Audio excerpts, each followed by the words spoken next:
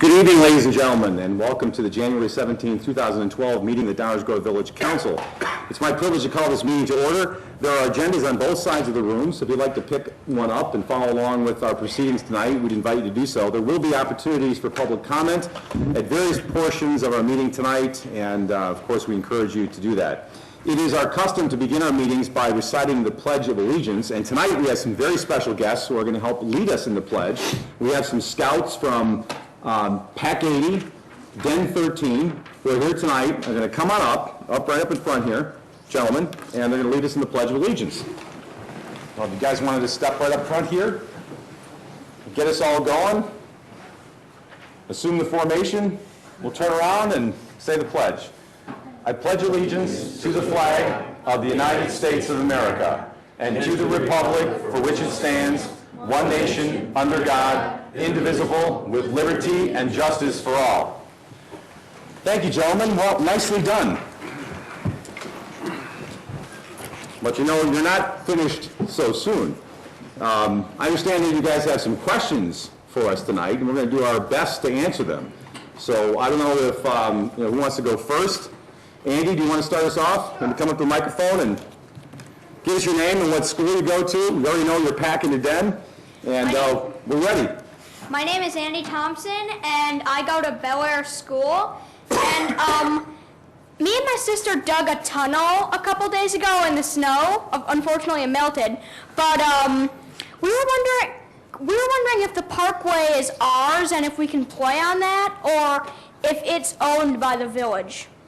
That's a very good question. Who owns the parkway? And not to sound like a politician, but the answer is it's both you and the public. So the parkway, of course, is not owned by you because it's not private property, but it's public property. In that sense, it is kind of owned by you as a resident and taxpayer of Downers Grove, although you're quite not old enough to actually do the tax paying. But when you come back and do that, your folks sure are. So we have some rules about parkways, or what's also called the right-of-way, but as long as you're playing safe, you should probably go on it. As long as it's the parkway in front of your house and not your neighbor's. Sometimes they get cranky about that. Does that answer your question? Yes. All right, thanks, Andy. Appreciate it. John, James, one of you guys have a question? Scared you there, didn't I? How many, I'm sorry. James, tell us your name and what school you go to. James, and I go to Highland. And how many squad cars are there in Downers Grove? How many squad cars do we have? You're talking about police squad cars. How many squad cars do we have? I think I'm going to throw this one to Commissioner Mustak, because I bet you he knows the answer. Well, right now there's probably around 9 or so Downers Grove police officers working. There's some bosses, a sergeant, a lieutenant, so let's add probably a couple more squad cars. So looking at maybe a dozen or 12 cars right now working the road, and then we have some backup. So I think the total number is probably close to 20 or so cars in case one needs an oil change or needs to go in for a repair. Not positive on that number, Mayor, but I would say it's right around there. See, I knew he would be darn close. The actual number is 25, but I knew the question in advance, so I cheated. Thank you, James. Thank you very much. Ish, you have a question for us? That was pretty darn close. That was good. On the fly like that. My name is Ish Mystery, and I go to Highland School. And I was wondering if we're going to have like any renewable sources of energy in Downers Grove. Any renewable sources of energy? Yes, we have quite a few of them. In fact, we just recently talked about them.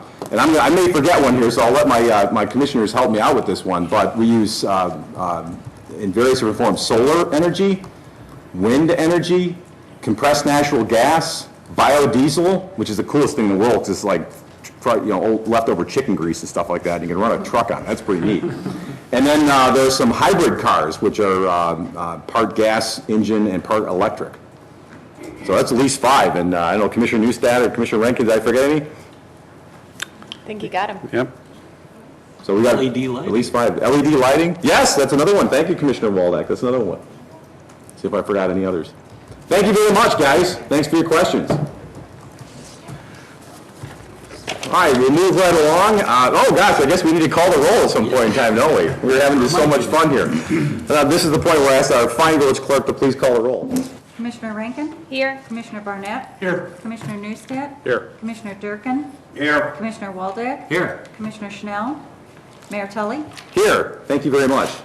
That brings us to item 3 on our agenda, which is the approval of minutes of prior council meetings. We have one set of meeting minutes to approve, and those are the meeting minutes from our January 10th, 2012 meeting. Are there any corrections, changes, or comments to those minutes from anyone on the council? Hearing none. I have a motion. Do I have a motion to approve? So moved. Second. All in favor? Aye. Aye. Any opposed? There are none. The minutes are approved unanimously. That brings us to item 4 on our agenda. This is the segment for public comments on general matters, that is, matters that are not appearing on our agenda tonight. So if anyone has a comment or a question with respect to a general matter, something that is not specifically listed on our agenda tonight, now would be the portion of the evening when you would come down, please, to the microphone. And the protocol is to give your name and address, and we would love to hear from you. So if there are any questions or comments of a general nature, please come down to the, yes, sir, please come down to the podium. Good evening. Good evening. My name is Tom Egan, E-A-G-A-N. My address is 4501 Saratoga Avenue in Downers Grove. I've been a Downers Grove resident since 1981, living in the same house. I have here some comments that I'd like to make with respect to the decision last week that was made to vacate the Prince Street around Downers Grove North and the overall issues that a lot of neighbors have with the improvement plan that Downers Grove North has presented to the various commissions of the village and to the village council. Primary points that I want to make are that one, the local neighbors were not at all involved in the development or having any input into the North plan, despite what the school district has represented.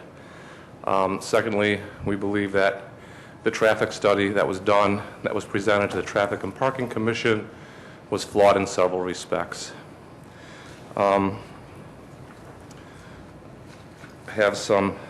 Thirdly, we believe that student safety, which is a primary concern, of course, and that the school district has mentioned as of utmost concern to them, actually is being more compromised by the current plan that they propose for school bus loading and unloading. We also object to the placement of a parking lot that will now face Grant Street, affecting the impact of traffic congestion, environmental concerns, and the lack of green space in the area of the blocks of 4500 Saratoga, 4500 Linscott, and the portions along Grant Street there.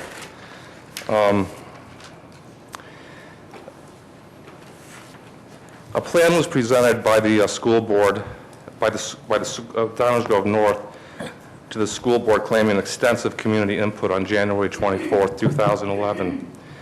However, neighbors in the immediate area adjacent to the site were not notified of the plan until October 27th, 2011. Concerns were solicited. We presented a number of alternative designs for bus loading and unloading, the placement of the parking lot versus the practice soccer field, and all 4 were rejected out of hand by the school district. I'd like to read you a comment, part of an email I have from a former commissioner who was on the planning commission of the village of Downers Grove. Just bear with me while I find it here. It says, quote, "My lasting impression of how the district operates is that a strong-willed superintendent and his administrative staff maintain control of the funding and planning process, often by enlisting the willing support of a majority of school board members who don't actually do the heavy lifting. When it comes time to gain community approval, they spoon-feed the taxpayers, pardon me, avoid controversy with citizens most affected, and when they need help gaining approval, they enlist parents with school-aged children sympathetic to their cause." Again, I make note that they presented their plan to the school board in January of 2011, but the local neighbors were not notified of the contents of that plan until October 27, 2011. At that point, we had members who met with the Traffic and Parking Commission, and they urged the school district to work closely with the neighbors They did listen to our alternate plans, and another open house was held last week, which they rejected all of our suggestions out of hand in a rather dismissive and, I thought, rude manner. Our concerns about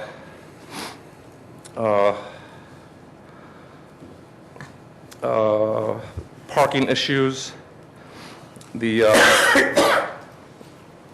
traffic study does not sufficiently represent the real traffic volume, since the study period does not take into consideration weekly and seasonal changes in traffic volume. Part of the study was done between 2 and 4 p.m. on a typical school day, when Prince Street is closed to traffic, as well as Grant Street, immediately around the neighborhood. They were directed, I think, by the Parking and Traffic Commission to go back and do a nighttime study, but this was done on a Tuesday evening. The evening has the least amount of extracurricular activities. So we believe that the traffic study really underrepresents the traffic flow around the high school. And living in that house for 30 years, I can attest to the traffic flow and the constant violations of cars of violating no parking, no stopping, no standing signs. The traffic study does not take into account the increased use of the west lot due to increases in non-school activities held at North High School facilities. Student safety issues, which they're most concerned with, claims reasons for changing the bus loading is to avoid students walking between buses. Currently, they load curbside, which is the recommendation of the National Traffic Safety Council. The plan that they're going to implement in that west parking lot is to have 2 rows of buses on a diagonal, back-to-back, 10 rows, which is impossible to monitor students walking in between buses, loading and unloading. It seems like a disaster waiting to happen. Other school boards, education specifically recommend against double-row parking due to safety. The school has also said that the parking lot should be as close to the school entrance as possible. The National Safety Council recommends only visitor parking should be near school. And the school district claims that parking arrangements for students and faculty are safer because the plan for the west lot is actually a mixed use of parking and bus loading, which is recommended against. And students parking in the east lot are more exposed to traffic at higher volume periods, and safety in the area, which should be the highest priority. The impact on the neighborhood, I think I mentioned we'd like to see the parking lot moved north where its current location is maintained right now. So we're looking out on green as opposed to looking out on concrete with lights coming into our front windows. And we respectfully request that the appropriate commission or council not issue any work permits to the board until we've had the opportunity to go back to express our concerns to the appropriate commissions, that be the Safety Commission or the Village and Traffic Commission. Thank you. Thank you, Mr. Egan. And appreciate some of the communications that we received from yourself and some of your neighbors with respect to these issues. Obviously, there are a number of different pieces to this, and I had the opportunity to talk to some of your neighbors. The piece that was before us, obviously, we had nothing to do with developing the plan in terms of the expansion of Downers Grove North High School. That, of course, is something that is being primarily directed by District 99 Board of Education, which, of course, I would encourage you to communicate directly with, because they have the primary responsibility for the project and also the primary authority. The issue that came before us recently was the request to vacate a portion of Prince Street, and we have a policy that governs that, whether it was you asking for a piece of the street to be vacated or another entity or another town. And I think we did our best to apply that the way we have in the past, and with the expectation that people will understand how it will be applied in the future. And the traffic issues that were discussed as part of that primarily impacted our decision whether or not to do the vacation, and then there was a compensation component as well. So that piece obviously has already taken place, but in terms of the project itself, where the village has jurisdiction, and to the extent the village has jurisdiction with permitting and whatnot, then obviously we will treat this no differently than we would any other project. The rules have to be complied with where there's jurisdiction, and it should be emphasized that we don't necessarily have the same type of jurisdiction here that we would with respect to other projects.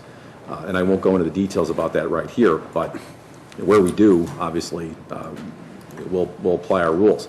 The third element of it is the traffic aspects of the project. So we may not be able to say how the project should look or where a parking lot should go because it's on school property, but how it impacts the village streets and the village neighborhood, ingress and egress and issues like that, traffic flow around the schools, those are historically issues that the village is very much involved in.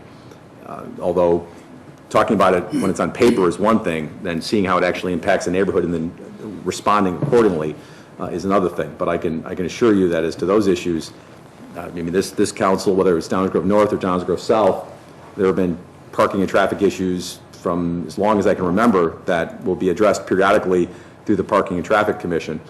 And I see that nothing about this is going to change. We will continue to be as vigilant as we normally would where the circumstances dictate.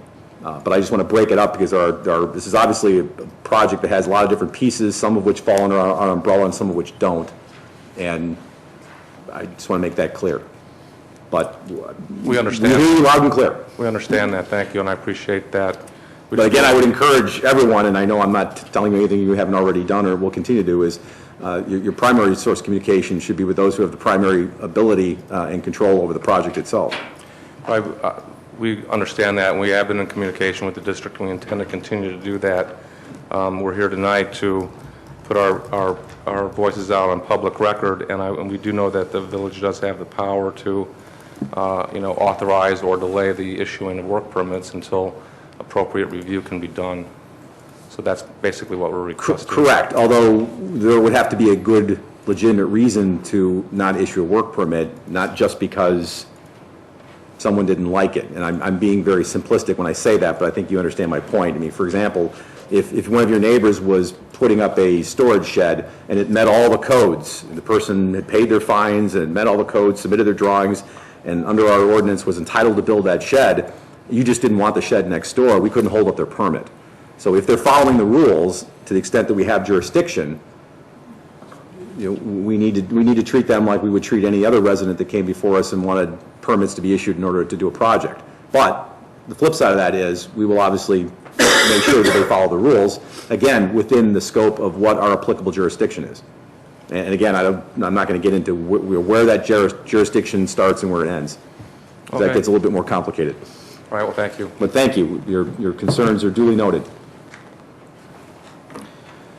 Any other questions or comments of a general nature? Please come down to the microphone, and again, if you could please give us your name and address, we would welcome hearing from you.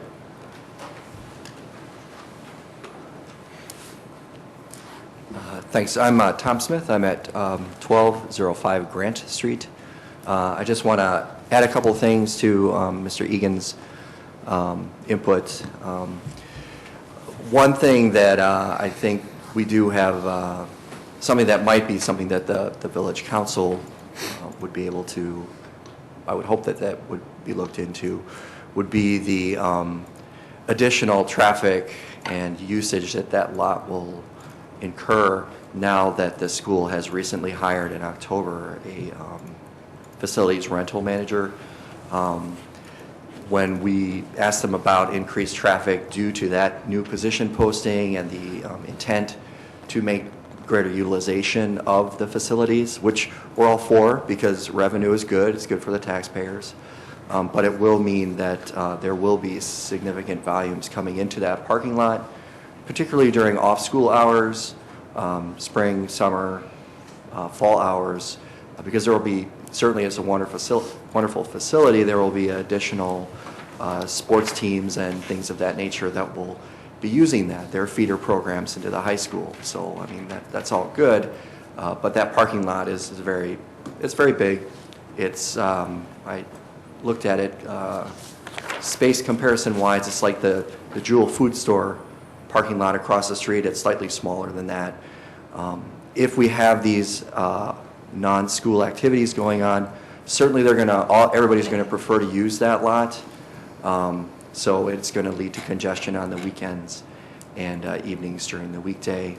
And so that's from one of the large things that at least we think from a village perspective, the safety concerns and the traffic concerns around the non-school hours haven't really been addressed as part of the plans that have been proposed. Apart from that, I think that's, Mr. Egan covered all the other bases that we've been talking with the school board about, and we are continuing to try and talk with them, but I think that's about all that I have. Thank you, Mr. Smith. And again, obviously, village staff and District 99 staff, as I think we mentioned last time, will obviously need to be working together in order to try to address those issues going forward. Thank you very much. Thank you. Other questions or comments of a general nature?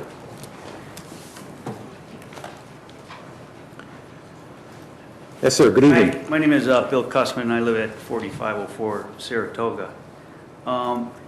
You know, I guess we are trying to make an appeal to you right today about looking at the work permits and waiting until everything is looked at in terms of this parking lot that they're going to. We've asked them, you know, first of all, I live, like, I can see exactly where they're going to put the parking lot. I'm kitty corner, I mean, you know where I live. I got a flyer the first time 2 weeks ago about the open house on this. So here I live, probably less than half a block, and we've never gotten a flyer or any notification on what the plans were, you know, with the board. Secondly, when we did go to the board meeting, we gave all our comments, and there was no response. There was no working with us at all from the district at all. So that, I mean, they basically said next question, next question, next question, and kind of just went through everything they're going to do. And they said, we even stopped and asked, do we have any say here? And he said, not really. It's a done deal. We're going for permits in a couple weeks.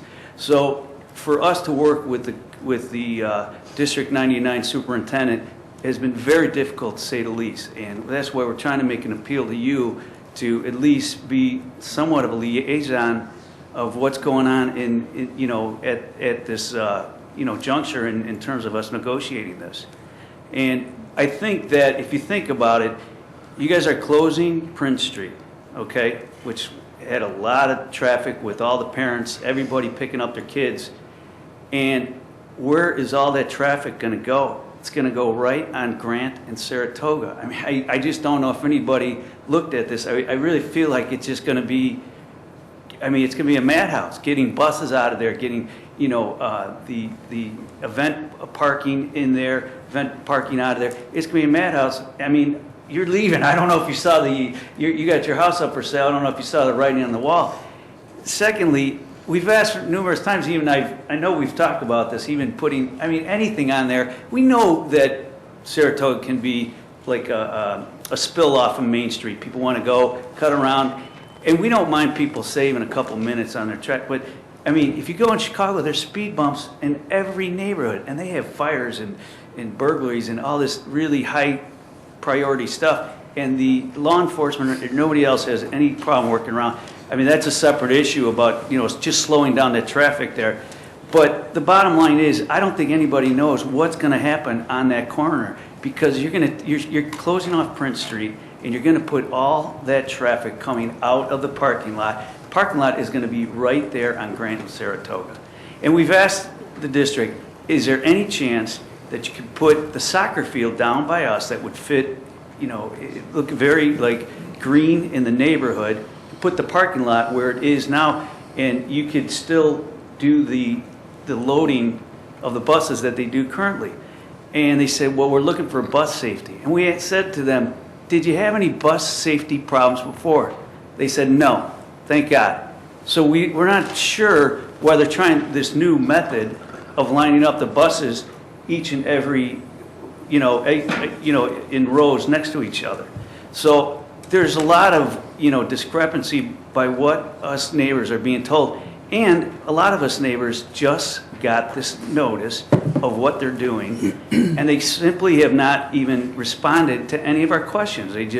So this is a problem that we're having, and that's why we're looking to you guys who oversee the Plan Commission to make sure that somebody is looking at this, because we basically think it would work if they switched, if they put the soccer field by us, which what they were originally going to do, and put the parking lot back. They said, well, the parents don't want their kids walking, you know, to the school bus because they might get wet.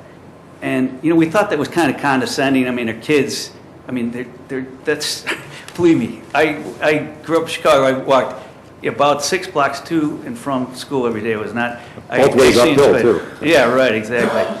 And, you know, furthermore, I think that, you know, a lot of the things that we were being told, for instance, we said, well, what are you going to do about the landscaping around this parking lot? You know, because that was part of their presentation, the enhanced landscaping. It was right there on the brochure. So we go, what are you doing about the landscaping? Well, we don't have a plan all set yet, but we're coming up with it. So how can they pull permits in a couple weeks when they don't even have their civil landscaping done? And I also asked the right construction engineer, what are you doing about the lights? I mean, we all live here, so we're really concerned even about the lights. He said, well, we got to put 20-foot lights in the center of this. And if you look at the parking lot now, the lighting is all around the outside and shines to the middle. It seems like it'd be a good thing. So, I mean, you know, just to sum it up, we had no say at this meeting. We talked to them. They would not even work with us. And they said, you know what? And we said, is there a hierarchy that we can appeal to about how you're doing this? And they said, no, we're the hierarchy, and this is what we're doing. And basically, we had to get up and leave because we were just wasting our time. So we're asking you guys to be a liaison and look at the Planning Commission. I mean, this is a historical district. And like I told you, you know, Pierce Towner is buried half a block away. I don't think you'd like to see the neighborhood turn into a concrete, you know, parking lot. And I think Downers Grove, our kids go to Downers Grove, our kids go to Pierce Towner, our kids go to Herrick. It is one of the best schools, I think, in the whole state. But if they mess this thing up, it's going to be an eyesore for everyone. And I think it's something that we really have to look at. I mean, this is our town. This is Downers Grove North, which we think is one of the best schools. So we're asking you to look with the Planning Commission and make sure that this works, because we think there's an alternative by making it a beautiful, beautiful neighborhood. And the last but not least, I think a lot of people come from all other towns, you know, to go to these events. And we love having the kids. We all move there. We know kids are going to be, you know, in the neighborhood and stuff. It's this after hours parking, concrete parking, that's not going to look that good that we're concerned about. So thanks for your consideration. Well, I appreciate your comments, Mr. Cussman. And number one, I apologize for the notice issue. Obviously, everyone's expressing dissatisfaction with that. I'm sorry to hear that. Second, again, with respect to the areas over which we have jurisdiction, and if there are things that do go through the Plan Commission, but they may not go through the Plan Commission in this setting because we're dealing with another taxing body other than the village that is governed by other codes in some instances. To the extent that we do have jurisdiction, then we will exercise our jurisdiction in the same sort of facilitative and yet compliance rendering manner that we always do, and we'll work with District 99 and other stakeholders in order to make sure that things are done right. Where we have jurisdiction, it's where we don't have jurisdiction that we may not have the ability to go through the same kind of process that would be if someone was developing the corner of 63rd Main Street, for example, and it was a private development. That would be a different situation. We may not have that ability here. And again, time does not permit tonight to get into the issues of where that starts and where it stops. That would probably be something worth actually spelling out at a later point in time offline. But even there, certainly, and I'll let my colleagues speak to this as well if they would like, but we will certainly work with and try to serve in an advocacy role to coordinate between District 99, the village, and the neighbors, because we do have a vested interest in the project, if for no other reason than its impact upon traffic and safety in the neighborhood, which is very much within our jurisdiction and our concern. And I would imagine that District 99, don't react to this yet, I would imagine that District 99 has as much, if not a greater interest in preserving the safety of its students, who are obviously the ones that are at ground zero. So yes, we will, even in those areas where we don't have jurisdiction, we'll try to be involved and serve as conduits for information and cooperation between the neighborhood, District 99, and the village. So I don't know if any of my colleagues want to add anything. I don't want to monopolize the conversation, but okay. Thank you. Any other questions or comments of a general neighbor? Nature, excuse me, I said neighbor, Freudian slip. Welcome, good evening, sir. Hi, good evening. My name is Roger Bauman, and I live at 4500 Prince Street, which is at essentially the intersection of Prince and Grant. So as you put it, I'm pretty much at ground zero. And I think I reiterate my neighbor's concerns with the parking lot across the street. If you look at the current parking situation that's there now, it's significantly north farther. There's a neighborhood between our homes and a wooded area between our homes, and the parking and traffic that goes in and out of that lot. And by moving it to the location, it's essentially going to be 50 foot outside my front door, along with a parking lot entrance directly across my front door. In a 10-minute period tonight, before he came over here, I counted cars. And 68 cars passed by my driveway in a 10-minute period. And in the 2-hour period I was home before I came here, the no parking zone in front of my home was completely filled. So now we take a lot that is essentially used 7 days a week, almost all year round, and you're going to pull it back essentially right in front of my home, with the entrance to the parking lot directly across from my home. Now all that traffic that normally feeds out into Ogden off on Saratoga is going to come around the corner of Prince and Grant to enter and exit that parking lot. So I can't see how the district comes to a conclusion that it isn't going to increase traffic around my home. So my ultimate concern with this, obviously, property values in my home, and I don't believe 1 or 2, 3 homeowners around that are directly adjacent to this lot should have to pay such a financial price. I urge you to ask yourselves, and yes, as a school board too, would any of you want such a project directly across from your home in that close vicinity? They compare it to the Downers Grove South. Well, it's a significantly different situation. There's wider streets, bigger parkways, much more property around south. So we can't even really compare the two. I just urge you to use what's in your jurisdiction to really evaluate the impact on the neighborhood and really focus on that and what the property values and what the neighbors are going to see that are directly adjacent from the lots. Thank you. Thank you. Other questions or comments of a general nature?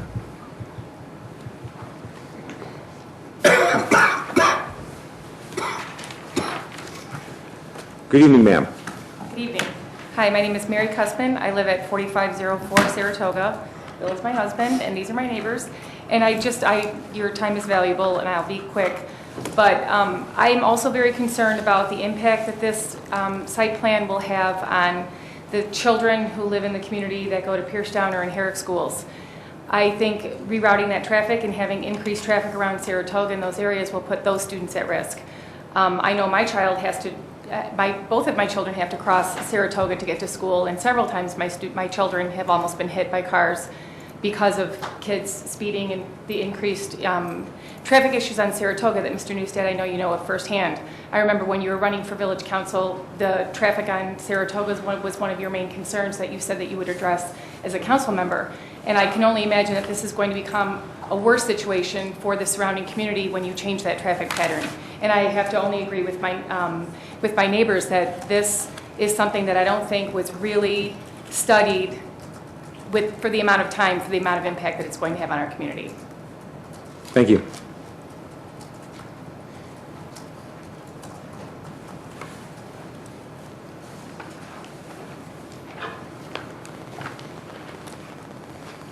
Good evening, ma'am. Welcome.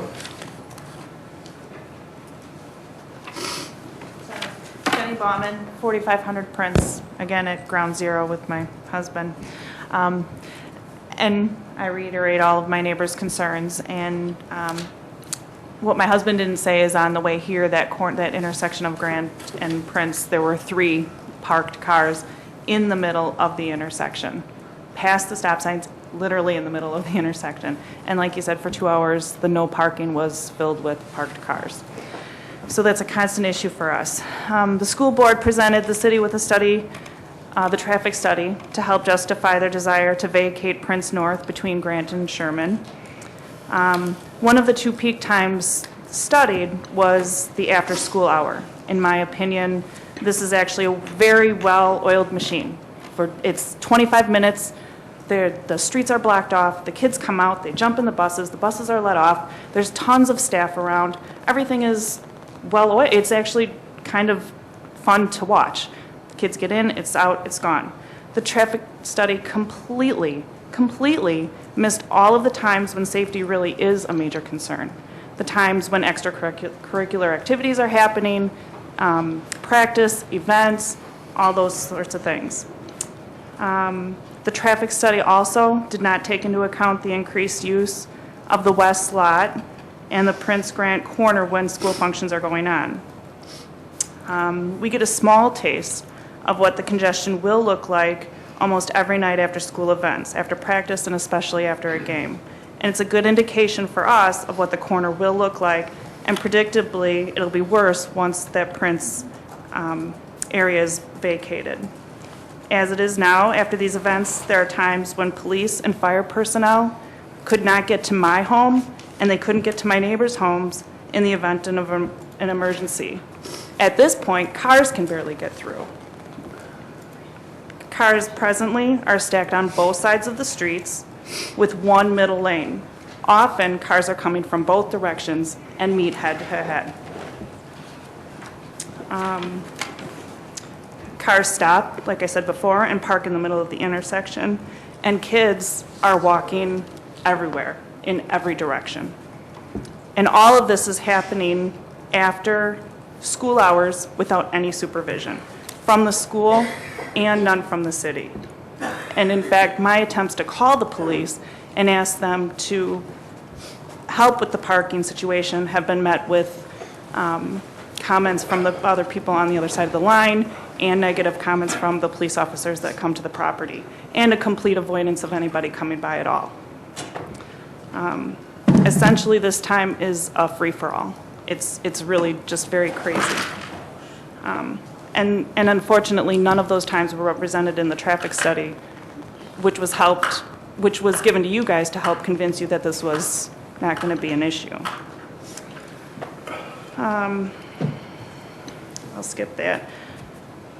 I'll just close by saying closing Prince north of Grant, combined with the board's intentions to make that entrance to the west parking lot, combined with the increased activity brought by the new fields, combined with the opening of the streets for after-school traffic, creates one very congested corner. If the school board is allowed to proceed with their plan as it is, we all better hope, and you all better hope, that it isn't one of your kids in the middle of that intersection when it won't be if, when something happens.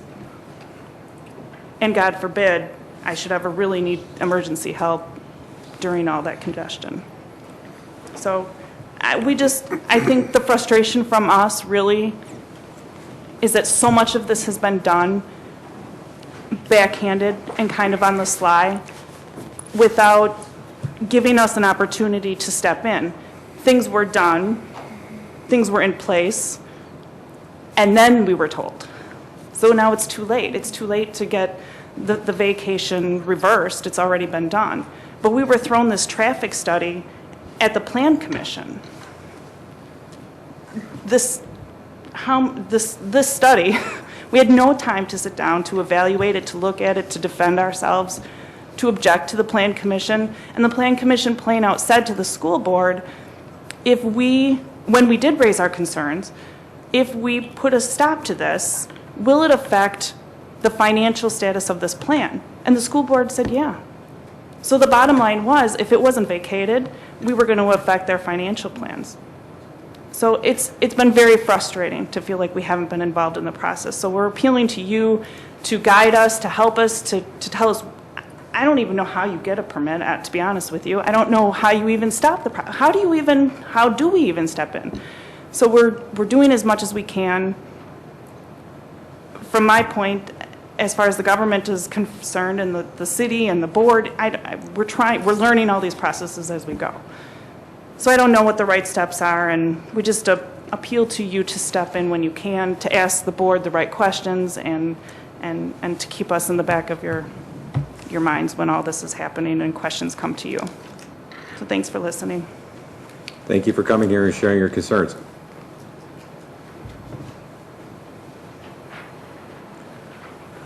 Good evening. Welcome. I'm Cindy Schramm, and I live at 4442 Saratoga, which is basically just to the west of the proposed parking lot. as a background, just for you to know, we've lived in that house now for 27 years. I worked for the school district for 18 of those years. All of my children went through all of the school districts. Very, very happy. Moved into the area knowing that we were going to have to be a neighbor to the school. Accepted all the flaws that we've had, that we've all complained about, that we've all put up with that. We've all gladly put up with a lot of that. In fact, what Jen was just talking about, the 6 o'clock traffic, the school wasn't even aware of up until when we finally complained about it. During this, they basically opened up the Pandora's box here. Unfortunately, we are the good neighbor, and they are being poor neighbors, to say the least. I can't believe that 20 years ago, when I wanted to put a wraparound porch on my home, I was told no, I couldn't do it, couldn't improve the neighborhood. All the neighbors were looking forward to this porch being put there. We were all going to be sitting on that porch every evening, you know, as a neighborhood and everything. Nope, couldn't do that because I was going to be doing something that was against policy for the city at that stage of the game. However, at this stage of the game, they're saying that they're going to improve something that truly isn't helping the neighborhood. We're ready to compromise by saying, you know, I mean, we could easily have said, no, we don't want anything over there at all. We haven't done that. We've said, no, we're willing. Our kids are going to benefit from this. The community is benefiting from this. However, can't we compromise and move it? That's all we're asking for. And the Planning Commission, the gentleman from the Planning Commission who said that this is the District 99's protocol, this is the way they act, had it dead on. I watched it the whole time I was there working. They sneak through things, they demand things, and basically it's one person's vision, and, you know, let's face it, you're paying somebody to have a vision, and you're going to follow. You're paying them good money. You're going to follow what they're suggesting, sort of thing. And I honestly don't believe at this stage of the game that the board has really thought this out.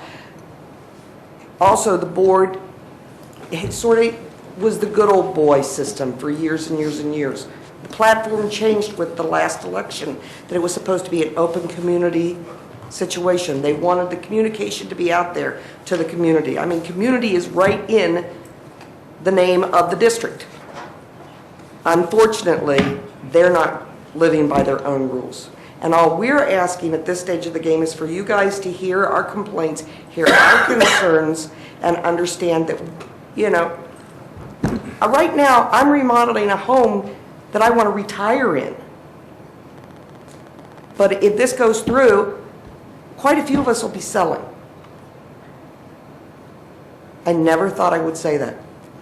I lived in Downers Grove for 4 years, moved away, and came back because I loved the town.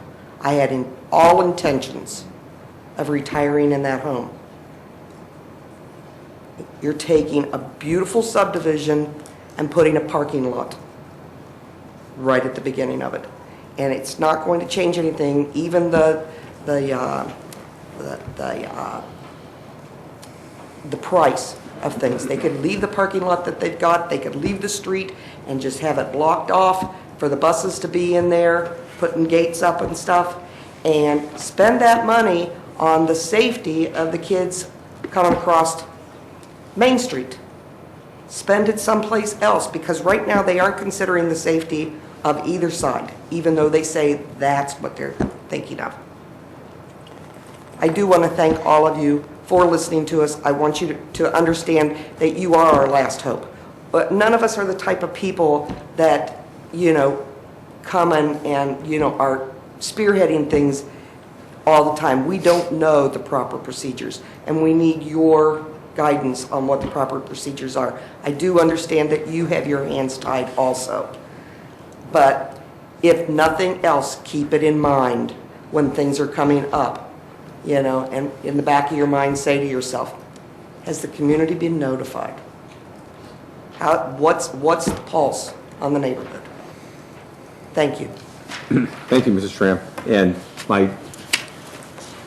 one regret is that the District 99 representatives that were in the audience last meeting and the meeting before that aren't here tonight. But I have a feeling that due to the availability of this meeting on YouTube, that they will definitely see it and will hear your comments as well. But we hear you loud and clear. And again, I think that all of us can make a commitment that, in those areas where we have the responsibility and the obligation, we will fulfill our duty with the best interest of the community in mind and in heart. Any other questions or comments from any members of the audience with respect to matters of a general nature? And my open invitation to my colleagues to weigh in on this remains open. Commissioner Durkin? Yeah, thank you, Mayor. In line with what you had just mentioned about the meeting on YouTube, because this is a public meeting and we have minutes taken, once these minutes are approved by the council, unfortunately it'll be a while because we're off for the next 2 weeks. Can we get a copy of these over to the district so they're aware of it? I don't know if anybody would be watching the YouTube channel, but at least we know that we've done our part on behalf of the residents spoke, that we give them a hard copy of the minutes. Certainly. Because we do produce or provide a name and address, right, in the minutes? So, okay. Good suggestion. Thank you. Thank you. Any other questions or comments from any members of the audience with respect to matters of a general nature? Hearing none, we will move on our agenda to item 5, public hearings. We have no public hearings tonight, so that brings us to the consent agenda. Just so everyone knows, resolution number 00-04749, which is item 6F on our consent agenda, is being removed from that agenda to be dealt with separately. So with that correction or that change, do I have a motion to approve the consent agenda as amended? So moved. Second. Any questions or comments from anyone in the audience with respect to any of the items on the consent agenda as amended? I really wanted to hear what that comment was. Any questions or comments from any members of the council with respect to the consent agenda as amended? Roll call, please. Commissioner Durkin? Aye. Commissioner Barnett? Aye. Commissioner Rankin? Aye. Commissioner Newstead? Aye. Commissioner Waldeck? Aye. Mayor Tully? Aye. Consent agenda as amended passes unanimously. Then do I have a motion to continue to a date uncertain what was item 6F on our consent agenda, which was a resolution authorizing an agreement with Comcast Business Communications, LLC? So moved. Second. Any questions or comments from anyone in the audience with respect to that item or the separate treatment? Any questions or comments from anyone in the council with respect to this item? Hearing none, roll call, please. Commissioner Barnett? Aye. Commissioner Durkin? Aye. Commissioner Rankin? Aye. Commissioner Newstead? Aye. Commissioner Waldeck? Aye. Mayor Tully? Aye. That matter also passes unanimously. That brings us to item 7, which is our active agenda. We have no items on our active agenda. It just pains me to no end to see nothing under our active agenda when we have so many things to do. We've got to figure out some way to get some aspect of the 12 labors of Hercules on these active agendas. You just wait, we'll make up for it real short. I think We'll be here to midnight again. you're right, Commissioner. You're absolutely right. I should quit while I'm ahead. That brings us to item 8 on our agenda, which is our first reading. We have 3 items under our first reading on item number 8 on our agenda, and custom dictates that I turn the meeting over at this point in time to our Deputy Village Manager, Mr. Baker. Thank you, Mayor. We do have 3 items on the first reading section of the agenda. I'm going to turn the first 2 over to our Community Development Director, Tom Daber. Good evening. Good evening, Mayor and Council.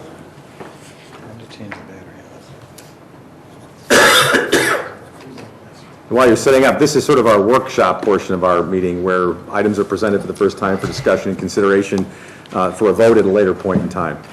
So this is where Commissioner Waldeck loosens his tie and just jumps into a free-for-all discussion. Did I stall long enough? Are you ready now? I appreciate that. An ordinance, on the first item is an ordinance has been prepared for the adoption of the official 2012 Downers Grove zoning map, and we are looking for approval on the February 7th active agenda. And I did this again. There it is. This map will show the changes. Somebody switch this to a left-handed mouse. All There we are. We actually, unlike previous years, I apologize for the confusion here. Unlike previous years, we do have a number of changes that are significant this year, mostly due to the annexations that were undertaken by the council and took effect on January 1. January 1, these areas that have been highlighted in previous meetings all came in as R1. That's the requirement. Future maps, the official map for 2013, will include adjustments to the appropriate land uses associated with the land uses that exist, or any changes that are that occur in that time frame. There were also changes, a change to the zoning at 1035 Grove Street. That occurred on September 20th and before the council. The change was from DT, which is downtown transition, to downtown business, DB. And then there was another change at 5899 Walnut Avenue, and in that case, that was a voluntary annexation and came in as R1 residential district. Those are the changes officially for the new 2012 Downers Grove zoning map. That map that you have that is a draft is dated February 14th. That takes into account the February 7th, assumes a February 7th approval. Thank you. Questions or comments from anyone in the audience with respect to the 2012 zoning map? Questions or comments from anyone on the council?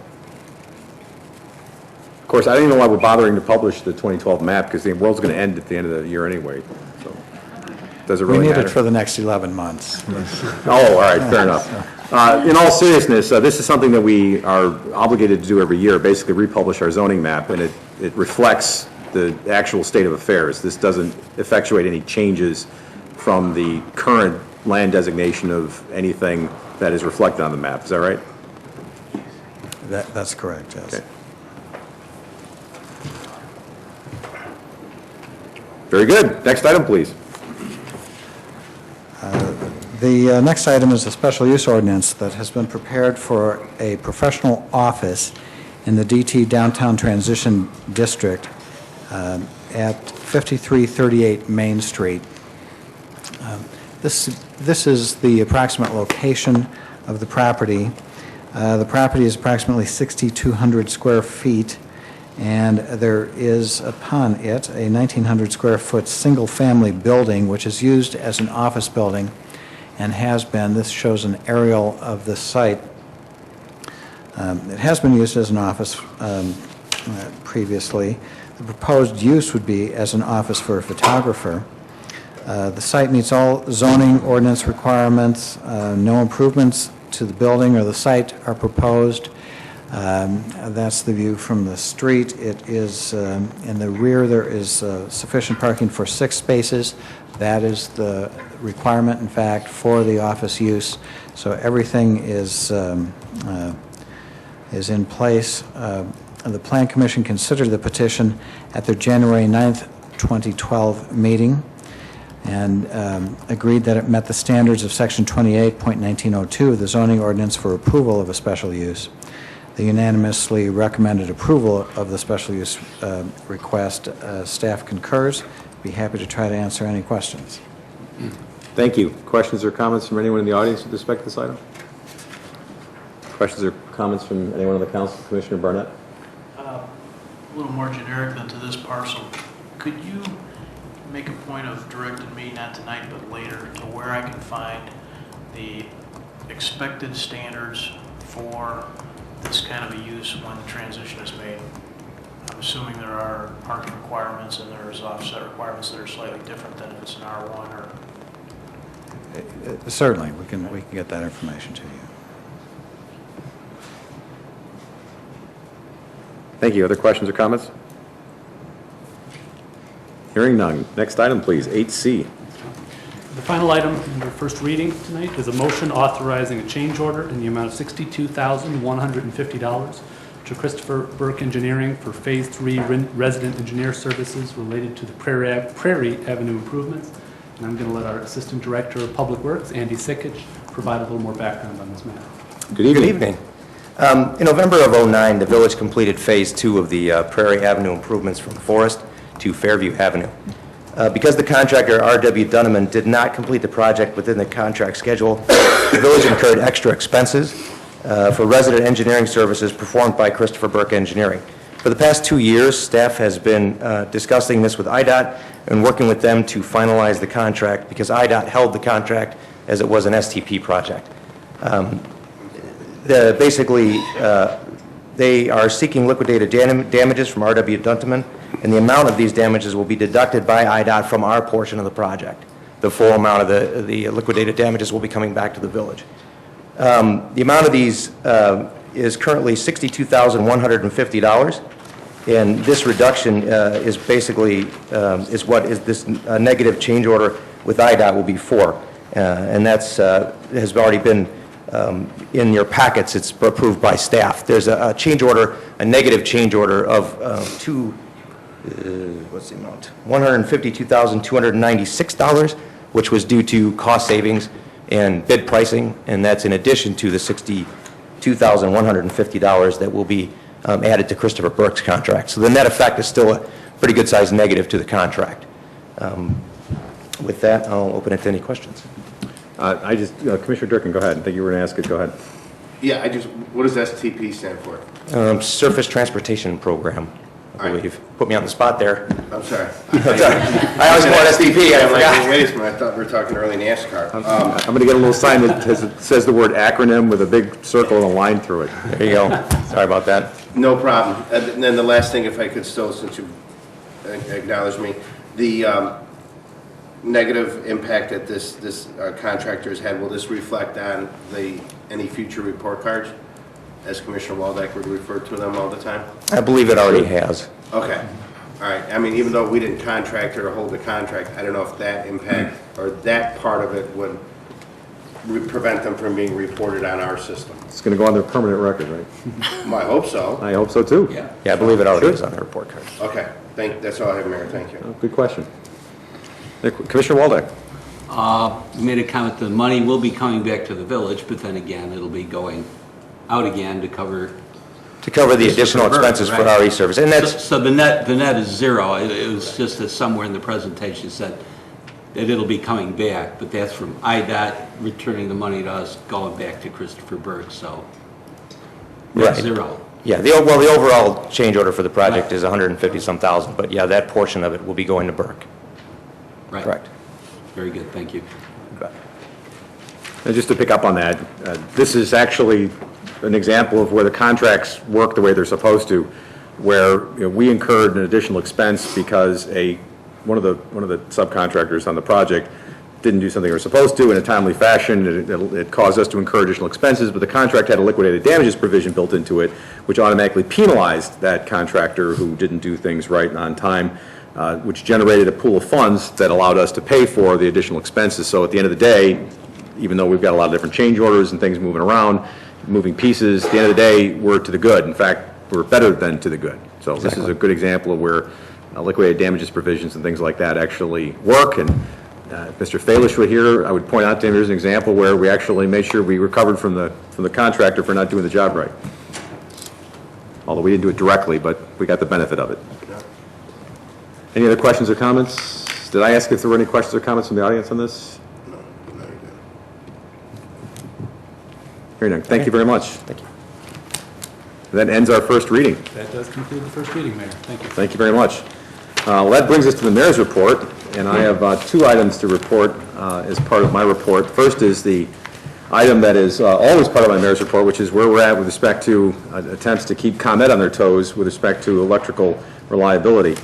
The current status report is that our village staff continues to work with ComEd to ensure that the promised improvements to our electrical system here in Downers Grove are completed on time, and we're doing that by requesting regular updates as to when projects are completed, and then I get the benefit of sharing them with you.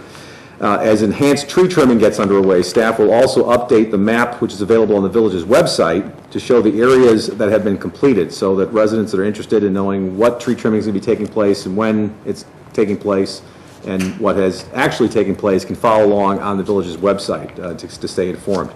In addition, ComEd is required to provide the village with a report of all outages that occurred in 2011. I'm looking forward to that report. Our staff anticipates receiving this report in March of this year. Staff will update the village's reliability report that was previously done last summer and presented as part of the town hall meeting. That report will be updated when this additional 2012 information becomes available. As time goes on, updating the report will allow the village and residents to determine if ComEd's infrastructure and tree trimming efforts have been effective or at least have demonstrated some actual improvement in service. One thing I'll add to this is that at the request of the Downers Grove Area Chamber of Commerce and Industry, we're also going to be trying to set up something similar to a town hall meeting between the members of the Chamber of Commerce and ComEd executives so they can communicate their concerns from their unique business perspective, similar to what we did with residents last summer. And we'll be trying to set that up as well, and details will be announced later. As people look at me like, well, I didn't know anything about this. When is this happening? It's a new initiative. Second thing I'd like to report on is the meeting this morning that I attended as a member of the DuPage County Stormwater Management Planning Committee. The most significant thing to report on, bless you, was the status of the new DuPage County Stormwater Ordinance, which we have been following very closely here as a municipality for a long time. Our staff has weighed in on the proposed new ordinance on more than one occasion. Our Stormwater Floodplain Oversight Commission has weighed in on it, provided comments to the county staff in terms of additional improvements that can be made. Just by way of a quick introduction, for those of you that may not have been following this as closely as we have, why would you? Generally speaking, the proposed new ordinance will be a great improvement over the old one. It's not perfect by any stretch of the imaginations, and as you can imagine, there are a number of different people that have different comments. Not all comments can be reconciled, but I think the general consensus is that it is overall a significant improvement over the prior ordinance, and yet there are still some things that will have to be tweaked down the road. So where is this at? As of today, the secondary comment response document is available on the DuPage County's website. I can give you the web address, but it's rather long, so if you really want it, I can give it to you later, and we can stick it in the minutes, make it available on site. That is now available for additional comment. This is the attempt by county staff to try to reconcile the various comments that they received from municipalities and from others, stakeholders in the county with respect to the ordinance. They recognized that the comments were not all necessarily consistent, and in some instances were conflicting, so they did their best to try to reconcile them with the overall document. There was a summary that was presented today at the county stormwater meeting that highlighted some of the larger policy issues, and I'll share that with my colleagues and anyone else who's interested in seeing it. There are other issues that other municipalities have raised, and again, not everyone's going to be able to be accommodated because someone wants to go left and someone wants to go right. You can't go both ways. You have to choose one. There will be opportunity over the next several weeks for further comment on the specifics. The Stormwater Committee is being asked for direction on certain policy issues that staff will then take and incorporate into the next round of the document.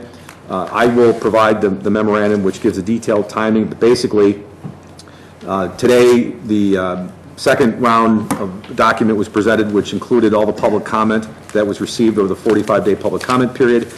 On February 7th, which is the next meeting of the DuPage County Stormwater Planning Committee, is when the committee is going to be asked to approve or recommend, I should say, to the DuPage County Board the new ordinance. The first reading of the ordinance at the county level will take place on March 6th, the second reading on April 3rd, and I'll just skip forward. The expectation is that the county will vote on this new ordinance at the end of April, at which time the ordinance will be adopted. I know there are some comments that were made about once it is adopted, whether it can be phased in so that municipalities and others are given an opportunity to fully appreciate what the changes are. There will be some education period. Whether or not that will happen or not remains to be seen, but I know that's one of the comments that, for example, DuPage mayors and managers has shared with the committee and with the county, that when it goes into effect, it shouldn't be like a light switch. There should be some opportunity to phase in so that everyone can incorporate it appropriately. But there's more information available on the website if anyone would like to see it.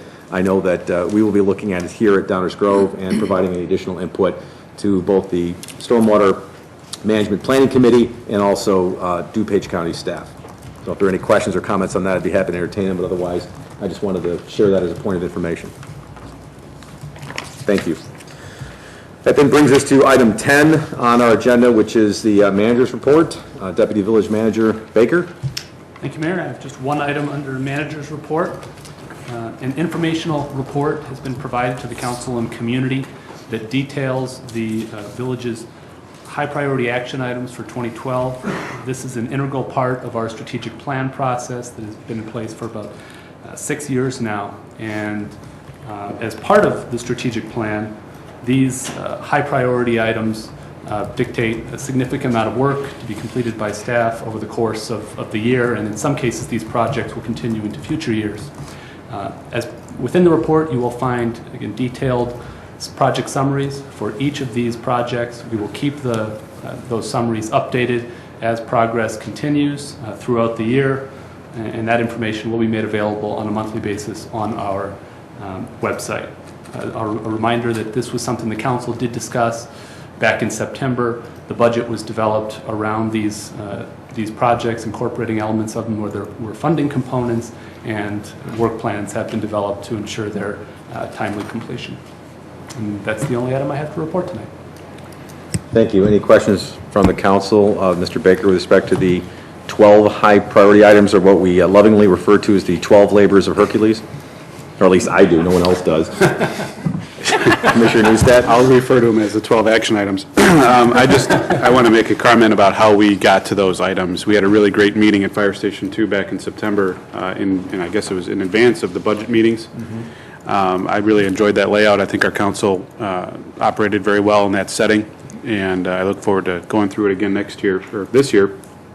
My question and my comment, I guess, goes to the point that Mike made, that these are the big ticket items that happen throughout the year, but as we all know, every day work goes on in the village that is unexpected. So as the year goes on, last year we had a bunch of different things that happened throughout the year, but we still were able to accomplish, I believe, all of our action items, or the majority of them. So we'll continue to monitor these and let folks know what's going on, and I appreciate the hard work that's already gone into a lot of these items just here in the first 17 days of this year. So thank you, Mayor.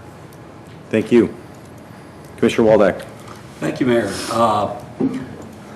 If everybody looks at these action items and they're on the sheets, there's nothing new.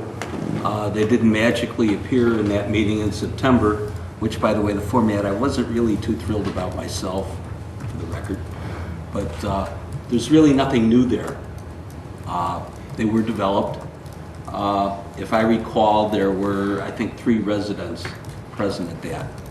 And I found that rather disappointing. It would have been more interesting, a more livelier discussion if there had been more people there. I wish more people would show up to these types of things. This isn't limited to the, I keep telling staff, we talked about a little bit last week when we were talking about another possible action item. Some of these are going to drop off early. I think the sign ordinance one might be scheduled for dropping off late February, so now we're down to 11. So there's opportunities, not only opportunities, but out of necessity, as we go through the year, there's going to be things that are going to be added on. I think by September, a lot of these are going to be gone. But as I pointed out to our village manager, come September, as we drop off a number of these items, if we're on schedule, we'll be back into financial planning and budgeting.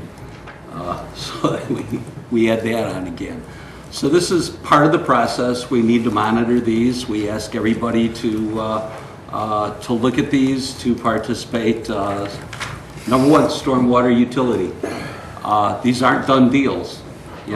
Although staff says, although it's written up as implement this, implement that, there's going to be a lot of opportunity for discussion by our boards and commissions, by us. There's going to be changes, so this is still all part of the process.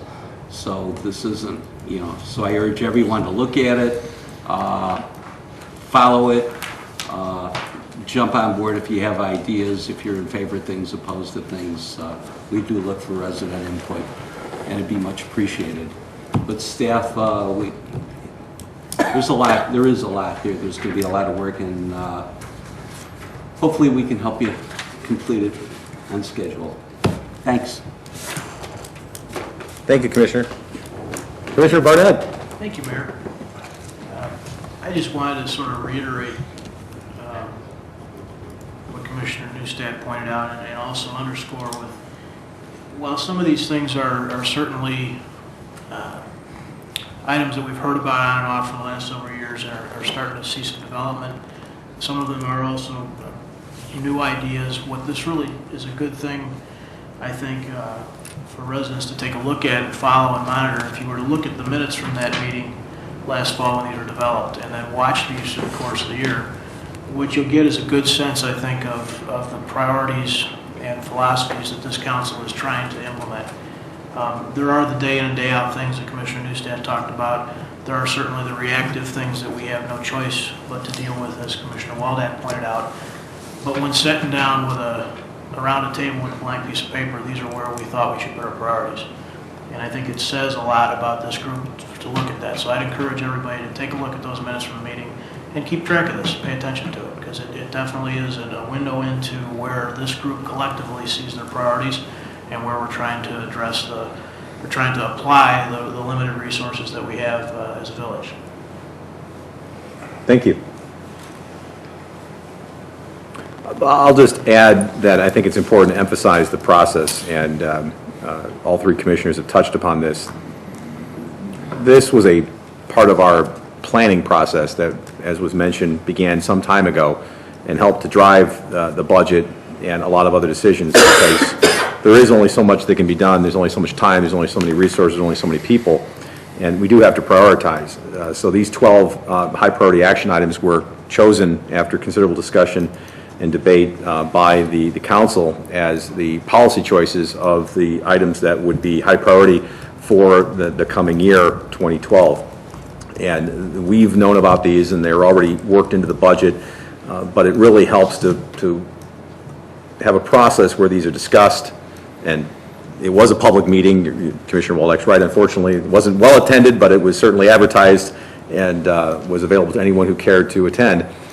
That came up with these items that helped us plan our budget, and we're now sort of documenting them and sharing them again with the community so they can see what we're going to have our eyes on over the next 12 months. Now, one other thing I want to point out is that the order that they are listed here, and I think it's important to note that there are no numbers associated with these 12 items. There are bullet points, because the fact that they are listed in the order that they are does not necessarily mean that any one is more important than the other. I think that's just the way they were placed on the page, and I think the absence of numbers is by design.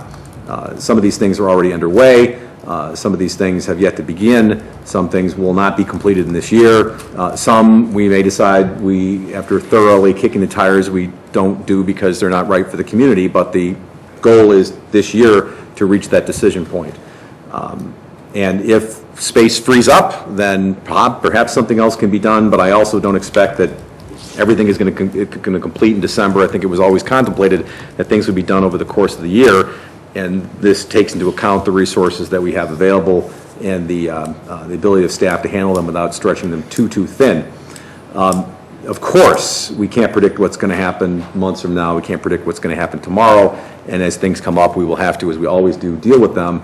But when those things occur, there is always the risk that they will detract from something on this list, and that is something that we all need to be mindful of.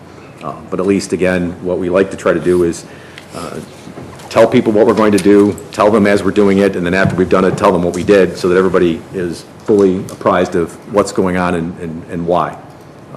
So I'm glad that we're presenting this, because I think we actually mentioned it last week, so it was a good follow-up to have it as part of the report this week. So, thank you. That brings us to, unless there are any other questions or comments on this, brings us to the attorney's report. Thank you, Mayor. I have two items to present tonight. Both will be on the next active agenda. The first is an ordinance authorizing a special use to permit a business professional office at 5338 Main Street, and the second is an ordinance adopting and approving the publication of the Village of Downers Grove 2012 zoning map. Thank you. Thank you. Brings us to item 12, council member reports and new business. Commissioner Barnett? I have nothing, Mayor. Commissioner Durkin? I have no report. Commissioner Waldeck? I have nothing. Commissioner Rankin? I have nothing. Wow. Commissioner Newstead? I have a couple of things. Last Thursday, we had a little snow event, and the Village of Downers Grove Public Works crews did a great job clearing the roads and making them safe for travel. The Downers Grove Fleet Department actually kicked in with the new agreement with District 58, of which I work for and use a snowplow truck. So on Thursday evening, I had a broken hydraulic line on my truck and took a ride over here to Fleet Services, and within 1 hour, I was fixed and back on the road ready to snowplow to get school open for the next day. So wanted to let my colleagues know and staff know what a great service that turned out to be. It was the first time we've used it for anything other than an oil change. But it did only take 1 hour. It was efficient. I had to wait behind a 10-ton snowplow truck. I guess there was a little priority there to get the streets done rather than my truck. But we had the right people. We had the right equipment. I mean, they made a hydraulic hose for me right there in the garage. And we had the right parts on hand to get my truck back going to actually to get over to O'Neill to plow the lot for a choral concert that night. So just wanted to let everyone know that that project is, that agreement has worked very well so far in the very initial stages of it. That's all I have tonight, Mayor. Thank you. Thank you very much. I only have one item. Village Manager Fieldman could not be with us tonight due to a death in the family, and obviously he and his family are in all of our prayers, and we express our deepest sympathies to the Fieldmans. With that, I don't have anything further, so I will ask for a motion to adjourn. So moved. Second.